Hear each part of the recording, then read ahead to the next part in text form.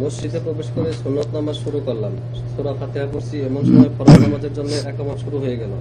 এমন অবস্থায় আমি কি করব? দাঁড়ানো অবস্থায় সালাম ফেরাবো কিনা, বিস্তারিত জানাবো।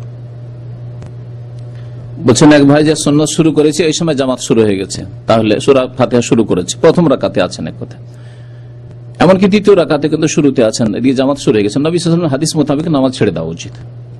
কারণ হাদিসে রয়েছে ইযা উকিমাতিস সালাতু ফালা সালাতা ইল্লাল মাকতুবা, যখন নামাজের ইকামত হয়ে যাবে, মানে ফরজ নামাজের ইকামত হয়ে যাবে, তখন কোন নামাজ নেই, ফালা সালাতা ইল্লাল মাকতুব, ফরজ নামাজ ছাড়া, তাহলে ফরজ নামাজে লেগে যেতে হবে। তবে আমরা বলি যে দ্বিতীয় রাকাতের প্রায় রুকুও সেরে ফেলেছেন, এখন 2 সিজদা আর আত্তাহিয়াত বাকি আছে, এইটুকু সারতে আপনার ইমামের সাথে এমন কিছু ছুটে যাবে না, আপনি সূরা ফাতিহা ধরে নিতে পারবেন তাকবীর দিয়ে, আর প্রথম রাকাত পেয়ে যাবেন, তাহলে তাড়াতাড়ি করে সংক্ষেপ করে সেরে নেন ওই নামাজ। প্রথম রাকাতে আছেন অথবা দ্বিতীয় রাকাতে উঠেছেন মাত্র, নামাজ ছেড়ে দেন, আর এই নামাজ ছাড়াতে কোনো দোষ নেই, পরে এই সুন্নতগুলি পড়ে নেবেন।